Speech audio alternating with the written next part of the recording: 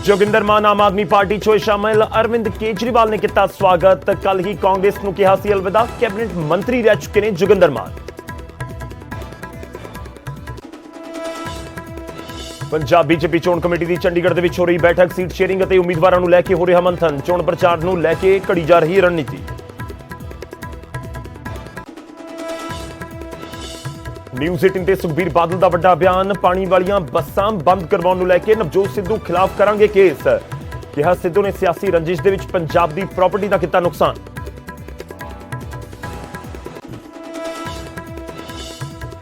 कांग्रेस उम्मीदवारों की पहली लिस्ट का हो रहा इंतजार। सीईसी की मीटिंग के 2 दिन बाद भी नहीं जारी हो सकी सूची। सूत्रों के हवाले तो खबर टिकटों को लैके बड़े लीडरों के विच नहीं बन रही सहमति। टिकटां दे रेड़के विचाले नवजोत सिंह सिद्धू नूं मिले सिद्धू मूसेवाला। मानसा तो टिकट की दावेदारी नूं लैके हुई चर्चा। मौजूदा विधायक नाजर सिंह मानशाइया ने भी ठोकी कांग्रेस की टिकट ते दावेदारी। सिद्धू मूसेवाला ते भी चुके सवाल। भारतीय चोण कमिशन अज कोविड नूं लैके कर रहा रिव्यू मीटिंग। रैलियां ते रोड शो ते लगी पाबंदी रह सकती है जारी। देश दीआं कई पार्टियां कर चुकियां ने फैसला। मुड़ विचारे जाण दी अपील।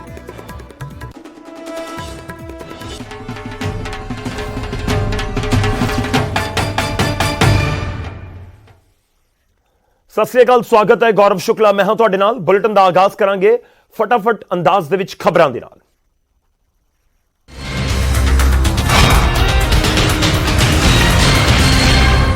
देश के विच कोरोना की खतरनाक रफ्तार जारी है। लगातार तीजे दिन 2 लाख तो वध केस सामने आए। पिछले 24 घंटिया के पूरे देश के कोरोना के 2,68,000 तो ज्यादा कोरोना के केस रिपोर्ट किए गए। पंजाब के कोरोना कारण हो रही मौतों का डरा देने वाला अंकड़ा सामने आ रहा है। पंजाब के पिछले 24 घंटिया दौरान कोरोना कारण 21 लोगों की मौत हो गई, जबकि 7600 तो वध कोरोना के केस रिपोर्ट किए गए। कांग्रेस को अलविदा करने वाले जोगिंदर मान आम आदमी पार्टी के शामिल हो गए, जिन्हों का आम आदमी पार्टी के सुप्रीमो अरविंद केजरीवाल ने स्वागत किया। न्यूज़ 18 ते गलबात करदे सुखबीर बादल ने नवजोत सिंह सिद्धू ते निशाना साधिया। बादल ने कहा कि सिद्धू ने पानी ते चलण वालियां बसां बंद करवा दित्तियां ते पंजाब दी प्रॉपर्टी का नुकसान किया। उन्होंने कहा कि नवजोत सिंह सिद्धू के खिलाफ केस दर्ज करवाया जाएगा। बादल ने ट्रांसपोर्ट मंत्री राजा वड़िंग नूं भी निशाने ते लैंदियां कहा है कि इस बार राजा वड़िंग की जमानत जब्त हो जाएगी, जिसका चोणां च पता लगेगा। चोणां तो पहला सियासी आगुओं के राम रहीम के डेरे च गेड़े लगने शुरू ने, पर डेरे ने अज तक पूरी तरह अपने पत्ते नहीं खोले। डेरे के सियासी विंग के मुखी राम सिंह ने उम्मीदवारों को वेख के समर्थन देने के वाल इशारा किया। आम आदमी पार्टी ने संयुक्त समाज मोर्चे ते बड़ा इल्जाम लगाया ते कहा कि मोर्चा आम आदमी पार्टी के आगुओं को तोड़न के लिए पैसों का लालच दे रहा है। बीजेपी ने कैप्टन ते ढींडसा तो बिना भी गुप्त समझौते पंजाब च कीते ने। विधानसभा चोणों को लैके संयुक्त समाज मोर्चे ने तैयारी खिंच रही है। मोर्चे ने कल सारिया सीटों के लिए अपने उम्मीदवारों का ऐलान करने की गल कही है। मोर्चा हुण तक 10 उम्मीदवारों का ऐलान कर चुका है।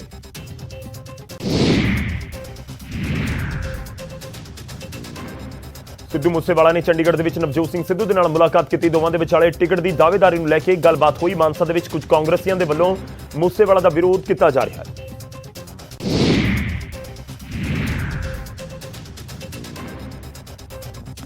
सिद्धू मूसेवाला नूं मानसा तो टिकट देने की चर्चा के विचाले मौजूदा कांग्रेसी आगू ते विधायक नाजर सिंह मानशाइया ने मोर्चा खोल दिता है ते हाईकमान नूं चिट्ठी लिख के पूछा कि किस आधार के उत्ते उन्हां दी टिकट कट्टी जा रही है।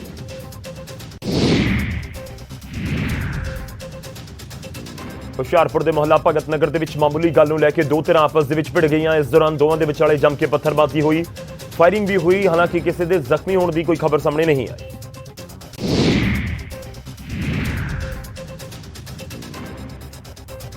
फतेहाबाद के रतिया के 2 चोरां ने हथियारों की नोक के उत्ते एक मैडिकल की दुकान तो 2 लाख रुपए लुट लए और दुकान की भंन तोड़ भी की, जिस तो बाद मैडिकल दुकानों वालियां ने रोड जाम कर दी। जाम दौरान कुछ नौजवान दुकान वालियां दे नाल उलझदे भी नजर आए। अमृतसर की फतेह सिंह कॉलोनी के कुछ नौजवानों ने घर से हमला कर दिता। उन्होंने घर से इट्टां रोड़े बराए ते फायरिंग भी की। इस दौरान एक महिला जख्मी हो गई। झगड़ा पुरानी रंजिश को लैके दस्सिया जा रहा है। ਗੁਰਦਾਸਪੁਰ ਦੇ ਪਿੰਡ ਧਾਵੇ ਦੇ ਕੋਲ ਗੰਨਿਆਂ ਦੇ ਨਾਲ ਭਰੀ ਇੱਕ ਟਰਾਲੀ ਪਲਟ ਗਈ ਤੇ ਟਰਾਲੀ ਸਵਾਰ 3 ਵਿਅਕਤੀਆਂ ਵੀ ਗੰਨਿਆਂ ਦੇ ਹੇਠਾਂ ਉਹ ਦਬ ਗਏ, ਜਿਸ ਕਾਰਨ 2 ਦੀ ਮੌਤ ਹੋ ਗਈ ਜਦਕਿ ਤੀਜਾ ਜ਼ਖਮੀ ਹੋ ਗਿਆ।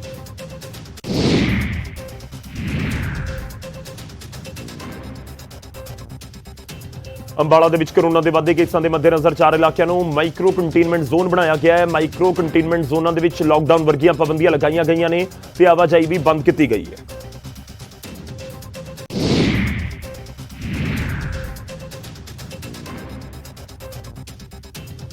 ਕੋਰੋਨਾ ਦੇ ਚੱਲਦੇ ਰੋਹਤਕ ਪੀਜੀਆਈ ਹਸਪਤਾਲ ਦੇ ਵਿੱਚ ਐਮਰਜੈਂਸੀ ਨੂੰ ਛੱਡ ਕੇ ਓਪੀਡੀ ਸੇਵਾਵਾਂ ਨੂੰ ਬੰਦ ਕਰ ਦਿੱਤਾ ਗਿਆ ਕਿਉਂਕਿ ਹਸਪਤਾਲ ਦੇ ਕਈ ਡਾਕਟਰਾਂ ਦੇ ਨਾਲ ਸਿਹਤ ਕਰਮੀ ਵੀ ਕੋਰੋਨਾ ਦੀ ਲਪੇਟ ਦੇ ਵਿੱਚ ਆ ਚੁੱਕੇ ਨੇ।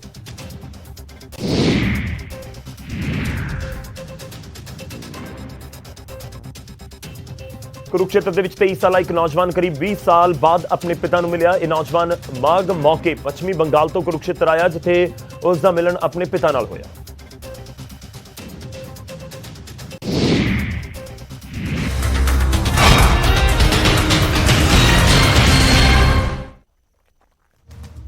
ਹੁਣ ਅੱਗੇ ਵਧਦੇ ਤੇ ਖਬਰਾਂ ਵਿਸਥਾਰ ਦੇ ਨਾਲ ਦੇਖਾਂਗੇ। ਗੱਲ ਹੋਵੇਗੀ ਸੁਖਬੀਰ ਸਿੰਘ ਬਾਦਲ ਦੀ। ਸ਼੍ਰੋਮਣੀ ਅਕਾਲੀ ਦਲ ਦੇ ਪ੍ਰਧਾਨ ਸੁਖਬੀਰ ਸਿੰਘ ਬਾਦਲ ਨੇ ਨਿਊਜ਼ 18 ਪੰਜਾਬ ਦੇ ਨਾਲ ਐਕਸਕਲੂਸਿਵ ਗੱਲਬਾਤ ਕੀਤੀ ਤੇ ਨਿਸ਼ਾਨੇ ਤੇ ਰਹੇ ਸੁਖਬੀਰ ਬਾਦਲ ਦੇ ਨਵਜੋਤ ਸਿੱਧੂ ਵੀ ਤੇ ਰਾਜਾ ਵੜਿੰਗ ਵੀ, ਦੋਵਾਂ ਨੂੰ ਨਿਸ਼ਾਨੇ ਤੇ ਲਿਆ। ਸੁਖਬੀਰ ਨੇ ਕਿਹਾ ਕਿ ਸਿੱਧੂ ਨੇ ਪਾਣੀ ਵਾਲੀਆਂ ਬੱਸਾਂ ਬੰਦ ਕਰਕੇ ਸੂਬੇ ਦੀ ਪ੍ਰਾਪਰਟੀ ਨੂੰ ਨੁਕਸਾਨ ਪਹੁੰਚਾਇਆ, ਜਿਸ ਕਰਕੇ ਉਹ ਸਿੱਧੂ ਦੇ ਖਿਲਾਫ ਕੇਸ ਦਰਜ ਕਰਵਾਉਣਗੇ। ਉੱਥੇ ਸੁਖਬੀਰ ਬਾਦਲ ਨੇ ਰਾਜਾ ਵੜਿੰਗ ਦੀ ਜ਼ਮਾਨਤ ਜ਼ਬਤ ਹੋਣ ਦਾ ਦਾਅਵਾ ਵੀ ਕਰ ਦਿੱਤਾ। ਇੱਕ ਤੁਸੀਂ ਪਾਣੀ ਵਾਲੀ ਬੱਸ ਚਲਾਈ ਸੀ, ਹਾਲਾਂਕਿ ਜਿਹੜਾ ਤੁਸੀਂ ਪਹਿਲਾਂ ਮਾਡਲ ਪੇਸ਼ ਕੀਤਾ ਉਹਨੂੰ ਲੈ ਕੇ ਬੜਾ ਮਜ਼ਾਕ ਵੀ ਉੱਡਿਆ, ਪਰ ਉਸ ਤੋਂ ਬਾਅਦ ਇੱਕ ਐਕਚੁਅਲ ਬੱਸ ਵੀ ਆਈ ਸੀ ਤੁਹਾਡੀ, ਸ਼ਾਇਦ ਨੀਲੇ ਰੰਗ ਦੀ। ਉਹ ਤੁਹਾਡਾ ਡ੍ਰੀਮ ਪ੍ਰੋਜੈਕਟ ਤੁਸੀਂ ਕਹਿੰਦੇ ਸੀ। ਨਵਜੋਤ ਸਿੰਘ ਸਿੱਧੂ ਨਾਲ ਤੁਹਾਡੀ ਪੂਰੀ ਖਟਕ ਗਈ, ਉਹਨਾਂ ਨੇ ਆ ਕੇ ਪਹਿਲਾਂ ਤਾਂ ਉਹਨੂੰ ਜਿੰਦਰਾ ਲਾਇਆ। ਪਹਿਲੀ ਗੱਲ ਹੈ ਉਹ ਬੱਸ ਚਲਾਈ ਜਾਊਗੀ ਵਾਪਸ, ਜਿਹੜੀ ਬੰਦ ਕੀਤੀ ਹੈ। ਨਵਜੋਤ ਸਿੰਘ ਸਿੱਧੂ ਤੇ ਪਰਚਾ ਦਿੱਤਾ ਜਾਊਗਾ, ਇਹਨੇ ਪੰਜਾਬ ਦੀ ਜਿਹੜੀ ਪ੍ਰਾਪਰਟੀ ਦਾ ਨੁਕਸਾਨ ਕੀਤਾ। ਮੈਂ ਦੁਨੀਆ ਘੁੰਮੀ ਹੈ, ਮੈਂ ਹਰ ਜਗ੍ਹਾ ਦੇਖੀ ਹੈ ਕੀ ਚੀਜ਼ ਹੋਇਆ ਹੈ। ਮੈਂ ਅੱਜ ਤੱਕ ਕੋਈ ਐਜਾ ਬਿਆਨ ਨਹੀਂ ਦਿੱਤਾ ਜਿਹੜਾ ਨਹੀਂ ਹੋ ਸਕਦਾ ਹੈ। ਮੈਂ ਤਾਈਓ ਮੈਂ ਬੱਸ ਲਿਆ ਕੇ ਚਲਾ ਕੇ ਦਿਖਾਈ, ਕਿਉਂਕਿ ਮੈਂ ਜੋ ਕਹਿਤਾ ਉਹ ਕਰਤਾ। ਨਵਜੋਤ ਸਿੰਘ ਸਿੱਧੂ ਆਪਣੇ ਹੈਂਕੜਬਾਜ਼ੀ 'ਚ ਕਿ ਮੈਂ ਮੰਤਰੀ ਬਣ ਗਿਆ, ਪਰ ਸਰਕਾਰੀ ਪ੍ਰਾਪਰਟੀ ਦਾ ਨੁਕਸਾਨ ਕਰਨਾ ਉਹ ਵੀ ਗੁਨਾਹ ਹੈ। ਸੋ ਜਿਹੜੇ ਇਹਨੇ ਨੁਕਸਾਨ ਕੀਤਾ, ਉਹ ਕਹਿੰਦੇ ਲੋਕ ਮੈਨੂੰ ਪਿਆਰ ਕਰਦੇ, ਬਹੁਤ ਪਿਆਰ ਕਰਦੇ, ਪਤਾ ਲੱਗ ਜੂ ਇਲੈਕਸ਼ਨ 'ਚ। ਤੁਹਾਨੂੰ ਕੀ ਲੱਗਦਾ? ਜ਼ਬਾਨ ਜ਼ਬਤ ਹੋਊਗੀ ਰਾਜਾ ਵੜਿੰਗ ਦੀ, ਜਿੰਨਾ ਉਹਨੇ ਲੁੱਟਿਆ ਹੈ, ਜਿੰਨੀ ਕਰਪਸ਼ਨ ਉਹ ਤਾਂ ਕਹਿੰਦੇ ਲੰਬੀ ਚੋ ਬਾਦਲਾਂ ਦਾ ਨਾਂ ਖਤਮ ਕਰ ਦੇਣਾ। ਦੇਖ ਪਤਾ ਲੱਗ ਜੂ, ਸਾਡੇ ਖਿਲਾਫ ਹੀ ਲੜਿਆ ਲੰਬੀ ਚੋ ਉਹਦੀ 30,000 ਤੋਂ ਵੱਧ।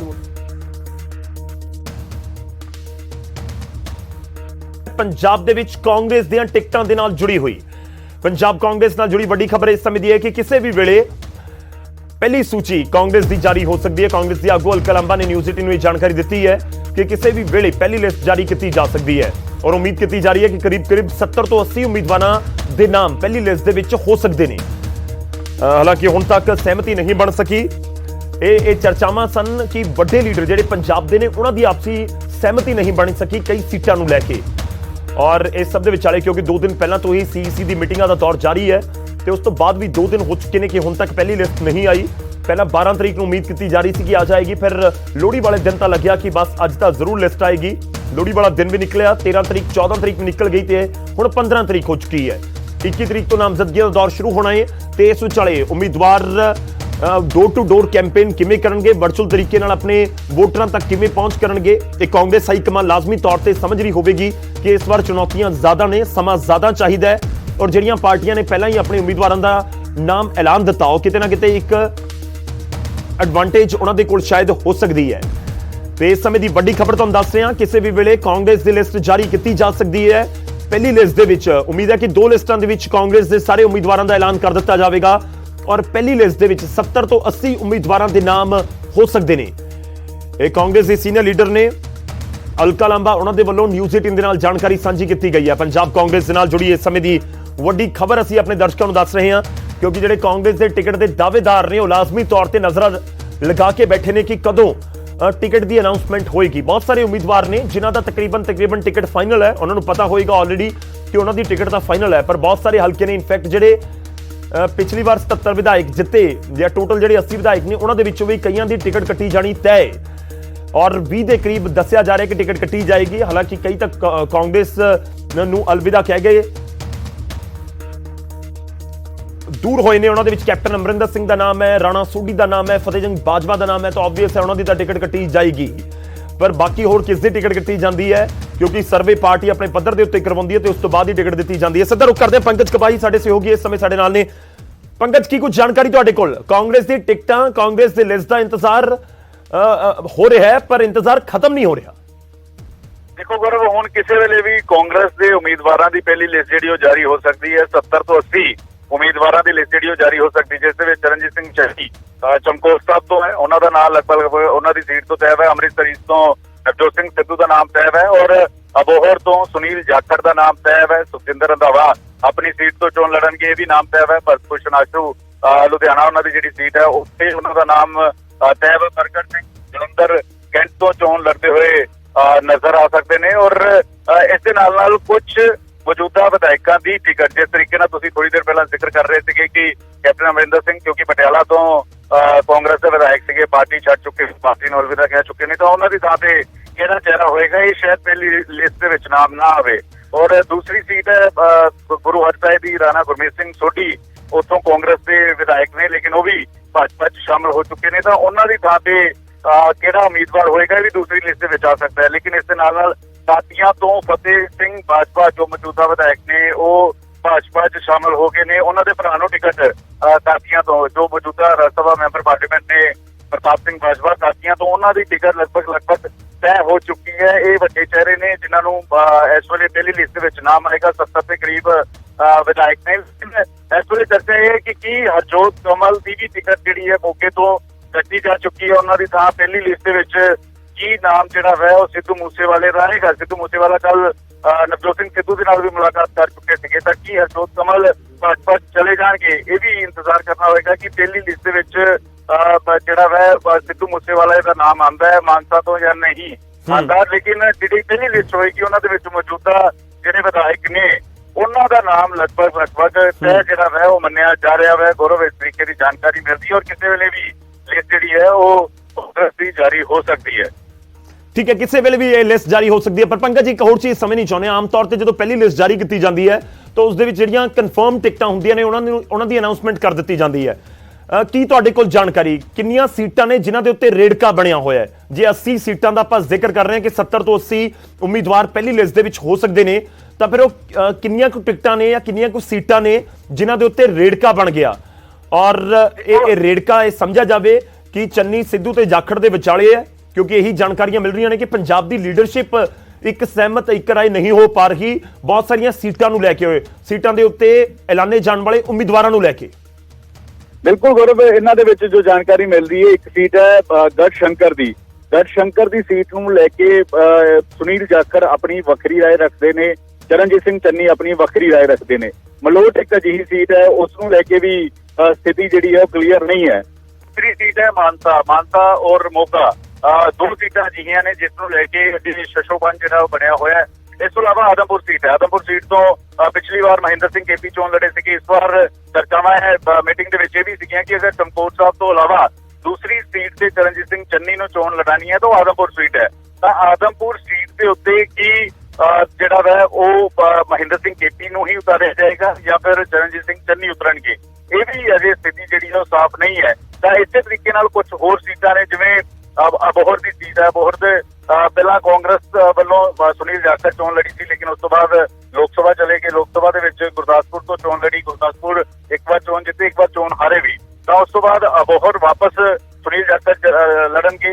ਇਸ ਤੋਂ ਇਲਾਵਾ ਮਜੀਠੇ ਦੀ ਸੀਟ ਹੈ। ਮਜੀਠੇ ਦੇ ਵਿੱਚ ਚਰਚਾਵਾਂ ਚੱਲੀਆਂ ਨੇ ਕਿ ਵੱਡਾ ਚਿਹਰਾ ਵਿਕਰਮ ਮਜੀਠੀਆ ਨੂੰ ਜਿਹੜਾ ਟੱਕਰ ਦਿੰਦਾ ਹੋਵੇ, ਕਿਉਂਕਿ ਪਹਿਲਾਂ ਲਾਲੀ ਮਜੀਠੀਆ ਸੀ, ਲਾਲੀ ਮਜੀਠੀਆ ਆਮ ਆਦਮੀ ਪਾਰਟੀ ਚਲੇ ਗਏ, ਤਾਂ ਵਿਕਰਮ ਮਜੀਠੀਆ ਦੇ ਖਿਲਾਫ ਕੀ ਗੁਰਜੀਤ ਸਿੰਘ ਔਜਲਾ ਨੂੰ ਮੈਦਾਨ ਦੇ ਵਿੱਚ ਉਤਾਰਿਆ ਜਾਏਗਾ, ਇਹ ਵੀ ਇੱਕ ਚਰਚਾਵਾਂ ਨੇ। ਇਸ ਤੋਂ ਇਲਾਵਾ ਜਸਵੀਰ ਸਿੰਘ ਡਿੰਪਾ ਜੋ ਮੌਜੂਦਾ ਖਡੂਰ ਸਾਹਿਬ ਤੋਂ ਲੋਕ ਸਭਾ ਦੇ ਮੈਂਬਰ ਪਾਰਲੀਮੈਂਟ ਨੇ, ਉਹ ਵੀ ਚੋਣ ਲੜਨ ਦੇ ਇੱਛੁਕ ਨੇ, ਉਹ ਵੀ ਜਿਹੜਾ ਵਾ ਚੋਣ ਲੜਨਾ ਚਾਹੁੰਦੇ ਨੇ। ਤਾਂ ਉਹਨਾਂ ਦੀ ਜਿਹੜੀ ਖਡੂਰ ਸਾਹਿਬ ਦੀ ਸੀਟ ਹੈ ਉਸ ਨੂੰ ਲੈ ਕੇ ਚਰਚਾਵਾਂ ਚੱਲੀਆਂ ਹੋਈਆਂ ਨੇ। ਤਾਂ ਇਸੇ ਵਜ੍ਹਾ ਕਰਕੇ ਅਜੇ 117 ਸੀਟਾਂ ਦੇ ਉੱਤੇ ਸਹਿਮਤੀ ਨਹੀਂ ਹੈ, 70 ਦੇ ਸੀਟਾਂ ਦੇ ਉੱਤੇ ਸਹਿਮਤੀ ਬਣ ਗਈ ਹੈ, ਕਿਉਂਕਿ ਜਿਹੜੀ ਸੈਂਟਰਲ ਇਲੈਕਸ਼ਨ ਕਮੇਟੀ ਦੀ ਬੈਠਕ ਹੋਈ ਸੀ 78 ਸੀਟਾਂ ਤੇ ਚਰਚਾਵਾਂ ਹੋਈ ਸੀਗੀ ਔਰ 73 ਸੀਟਾਂ ਤੇ ਸਹਿਮਤੀ ਜਿਹੜੀ ਹੈ ਉਸ ਵੇਲੇ ਬਣੀ ਸੀਗੀ ਤਾਂ 70 ਤੋਂ 80 ਸੀਟਾਂ ਦੀ ਜਿਹੜੀ ਪਹਿਲੀ ਲਿਸਟ ਹੈ ਉਹ ਜਾਰੀ ਹੋ ਸਕਦੀ ਹੈ। ਇਹ ਕਾਂਗਰਸ ਦੇ ਸੋਰਸਿਸ ਜਾਣਕਾਰੀ ਦੇ ਰਹੇ ਨੇ ਔਰ ਇਹ ਵੀ ਜੋ ਕਾਂਗਰਸ ਮੁਖਿਆਲੇ ਵੱਲੋਂ ਜਾਣਕਾਰੀ ਮਿਲੀ ਹੈ ਕਿ ਥੋੜੀ ਦੇਰ ਦੇ ਵਿੱਚ ਲਿਸਟ ਵੀ ਪਹਿਲੀ ਜਿਹੜੀ ਹੈ ਉਹ ਜਾਰੀ ਹੋ ਸਕਦੀ ਹੈ। ਗੌਰਵ ਠੀਕ ਹੈ, ਤਾਂ ਪਹਿਲੀ ਲਿਸਟ ਜਾਰੀ ਹੋ ਸਕਦੀ ਹੈ ਕਿਸੇ ਵੀ ਸਮੇਂ। ਕਾਂਗਰਸ ਦੇ ਨਾਲ ਜੁੜੀ ਹੋਈ ਇਸ ਸਮੇਂ ਦੀ ਵੱਡੀ ਖਬਰ ਅਸੀਂ ਆਪਣੇ ਦਰਸ਼ਕਾਂ ਨੂੰ ਦੱਸ ਰਹੇ ਹਾਂ ਔਰ ਸਾਡੀ ਕੋਸ਼ਿਸ਼ ਹੋਏਗੀ ਕਿ ਹਰ ਹਲਕੇ ਤੋਂ ਕਿਹੜਾ ਉਮੀਦਵਾਰ ਹੈ ਇੱਕ ਇੱਕ ਨਾਮ ਤੁਹਾਡੇ ਤੱਕ ਪਹੁੰਚਾ ਸਕੀਏ, ਕਿਉਂ ਖਾਸ ਹੈ ਉਹ ਹਲਕੇ ਦਾ ਉਮੀਦਵਾਰ, ਉਹ ਵੀ ਜਾਣਕਾਰੀ ਤੁਹਾਡੇ ਤੱਕ ਪਹੁੰਚਾ ਸਕੀਏ। ਪਰ ਇਸ ਸਮੇਂ ਵੱਡੀ ਖਬਰ ਇਹੀ ਹੈ ਕਿਉਂਕਿ ਕਾਂਗਰਸ ਕਿਤੇ ਨਾ ਕਿਤੇ ਪਛੜਦੀ ਹੋਈ ਤਾਂ ਟਿਕਟਾਂ ਦੇ ਵਿੱਚ ਜ਼ਰੂਰ ਨਜ਼ਰ ਆ ਰਹੀ ਹੈ। ਹਾਲਾਂਕਿ ਕਾਂਗਰਸ ਦਾ ਇੱਕ ਕਲਚਰ ਹੈ ਹਰ ਵਾਰ ਦੇ ਇਲੈਕਸ਼ਨ ਦੇ ਵਿੱਚ ਇਸ ਤਰੀਕੇ ਨਾਲ ਨਾਮਜ਼ਦਗੀਆਂ ਤੋਂ ਕੁਝ ਦਿਨ ਪਹਿਲਾਂ ਹੀ ਟਿਕਟਾਂ ਦੀ ਅਨਾਉਂਸਮੈਂਟ ਕਾਂਗਰਸ ਦੇ ਅੰਦਰ ਕੀਤੀ ਜਾਂਦੀ ਹੈ। ਇਹ ਕੁਝ ਨਵਾਂ ਨਹੀਂ ਹੈ। ਪਰ ਦੂਜੇ ਪਾਸੇ ਦੇਖੋ ਇਸ ਸਮੇਂ ਅਕਾਲੀ ਦਲ ਦੇ ਵੱਲੋਂ 97 ਦੇ ਵਿੱਚੋਂ 93 ਉਮੀਦਵਾਰਾਂ ਦਾ ਐਲਾਨ ਕਰ ਦਿੱਤਾ ਗਿਆ। 117 ਸੀਟਾਂ ਨੇ ਪੰਜਾਬ ਦੇ ਵਿੱਚ। ਇਸ ਵਾਰ ਅਕਾਲੀ ਦਲ 97 ਸੀਟਾਂ ਦੇ ਉੱਤੇ ਚੋਣ ਲੜ ਰਿਹਾ ਜਦਕਿ 20 ਸੀਟਾਂ ਬਹੁਜਨ ਸਮਾਜ ਪਾਰਟੀ ਨੂੰ ਦਿੱਤੀਆਂ ਗਈਆਂ ਨੇ। ਤਾਂ 93 ਸੀਟਾਂ ਦੇ ਉੱਤੇ ਅਕਾਲੀ ਦਲ ਆਪਣੇ ਉਮੀਦਵਾਰ ਉਤਾਰ ਰਿਹਾ ਹੈ। ਤੇ ਦੂਜੇ ਪਾਸੇ ਗੱਲ ਆਮ ਆਦਮੀ ਪਾਰਟੀ ਦੀ ਕਰੀਏ ਤਾਂ ਸਾਰੀਆਂ ਸੀਟਾਂ ਦੇ ਉੱਤੇ ਇਕੱਲੇ ਹੀ ਚੋਣ ਆਮ ਆਦਮੀ ਪਾਰਟੀ ਲੜ ਰਹੀ ਹੈ ਤੇ ਆਮ ਆਦਮੀ ਪਾਰਟੀ ਨੇ 117 ਦੇ ਵਿੱਚੋਂ 109 ਉਮੀਦਵਾਰਾਂ ਦਾ ਐਲਾਨ ਆਲਰੇਡੀ ਕਰ ਦਿੱਤਾ ਹੈ। ਸਿਰਫ 8 ਸੀਟਾਂ ਹੀ ਬਾਕੀ ਨੇ। ਉਹਨਾਂ ਦੇ ਵਿੱਚ ਵੀ ਇੱਕ ਨਾਮ ਭਗਵੰਤ ਮਾਨ ਦਾ ਹੈ ਜੋ ਲਹਿਰਾ ਜਾਂ ਫਿਰ ਧੂਰੀ ਤੋਂ ਚੋਣ ਲੜ ਸਕਦੇ ਨੇ, ਜੋ ਕਿਆਸ ਲਗਾਏ ਜਾ ਰਹੇ ਨੇ। ਔਰ ਫਗਵਾੜਾ ਤੋਂ ਜੋਗਿੰਦਰ ਮਾਨ ਦਾ ਨਾਮ ਸ਼ਾਮਲ ਹੋ ਸਕਦਾ ਹੈ ਜੋ ਹੁਣੇ ਜਿਹੜੀ ਪਾਰਟੀ ਦੇ ਵਿੱਚ ਸ਼ਾਮਲ ਹੋਏ ਨੇ। ਤਾਂ ਇਸ ਤਰੀਕੇ ਨਾਲ ਜਿਹੜੀ ਆਮ ਆਦਮੀ ਪਾਰਟੀ ਔਰ ਅਕਾਲੀ ਦਲ ਤਕਰੀਬਨ ਆਪਣੇ ਉਮੀਦਵਾਰ ਐਲਾਨ ਚੁੱਕੀ ਹੈ। ਤੇ ਦੂਜੇ ਪਾਸੇ ਕਾਂਗਰਸ ਕਰਦੀ ਐਵੇਂ ਹੈ ਕਿ ਬਿਲਕੁਲ ਇਲੈਕਸ਼ਨ ਤੋਂ ਨਾਮਜ਼ਦਗੀਆਂ ਤੋਂ ਠੀਕ ਪਹਿਲਾਂ ਅਨਾਉਂਸਮੈਂਟ ਕੀਤੀ ਜਾਂਦੀ ਹੈ ਔਰ ਇੱਕ ਜਾਂ ਦੋ ਲਿਸਟਾਂ ਦੇ ਵਿੱਚ ਆਪਣੇ ਸਾਰੇ ਉਮੀਦਵਾਰਾਂ ਦਾ ਕਾਂਗਰਸ ਦੇ ਵੱਲੋਂ ਐਲਾਨ ਕਰ ਦਿੱਤਾ ਜਾਂਦਾ ਹੈ। ਸਾਡੀ ਨਜ਼ਰ ਬਣੀ ਹੋਈ ਹੈ ਜਿਵੇਂ ਲਿਸਟਾਂ ਆਉਂਦੀਆਂ ਨੇ ਉਮੀਦਵਾਰਾਂ ਦੇ ਨਾਮ ਸਾਹਮਣੇ ਆਉਂਦੇ ਨੇ ਅਸੀਂ ਤੁਹਾਨੂੰ ਅਪਡੇਟ ਕਰਾਂਗੇ। ਸਭ ਤੋਂ ਪਹਿਲਾਂ ਕੋਸ਼ਿਸ਼ ਕਰਾਂਗੇ ਕਿ ਨਿਊਜ਼ 18 ਪੰਜਾਬ ਤੁਹਾਡੇ ਤੱਕ ਪਹੁੰਚਾ ਸਕੇ। ਹੁਣ ਰੁਕ ਕਰਦੇ ਹਾਂ ਰਾਘਵ ਚੱਡਾ ਦਾ। ਪ੍ਰੈਸ ਕਾਨਫਰੰਸ ਕਰ ਰਹੇ ਨੇ, ਕੀ ਕੁਝ ਕਹਿ ਰਹੇ ਨੇ राघव चड्ढा, सुनते हैं। पंजीकृत नहीं किया रजिस्टर नहीं किया जाता। हम ये भी जानते हैं नोटिस पीरियड भी कम नहीं किया जाता। आम आदमी पार्टी को भी बने कोई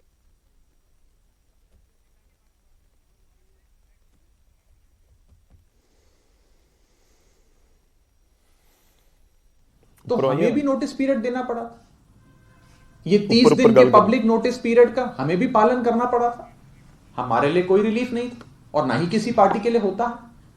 लेकिन कानूनों को ताक पे रख के शायद एक बहुत बड़ी कंस्पिरेसी के तहत, एक बहुत बड़े षड्यंत्र के तहत आम आदमी पार्टी के वोट काटने के लिए एक नए मोर्चे को, एक नई पॉलिटिकल पार्टी को रजिस्टर कराया जा रहा है।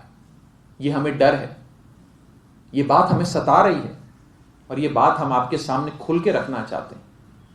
लोकतंत्र में जनता को यह जानने का अधिकार है, यह हक है कि इलेक्शन कमीशन सारे कानूनों को ताक पे रख के, पब्लिक नोटिस पीरियड कम करके रातों रात एक नई पार्टी को रजिस्टर करने जा रहा है ताकि वो आम आदमी पार्टी के वोट काट ले।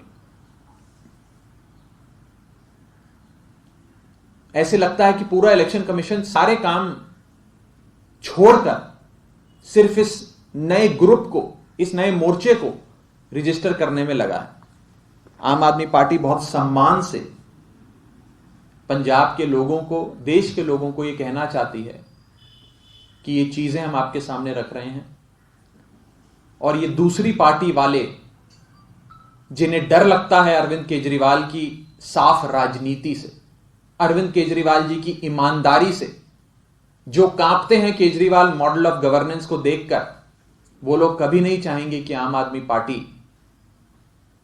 सरकार बनाए पंजाब में या किसी और सूबे में, और वो हर संभव कोशिश करेंगे।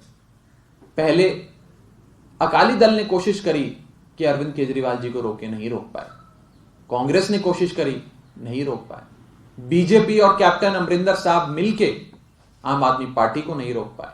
तो अब सारे लोग मिलकर एक षड्यंत्र रच रहे हैं आम आदमी पार्टी को रोकने का।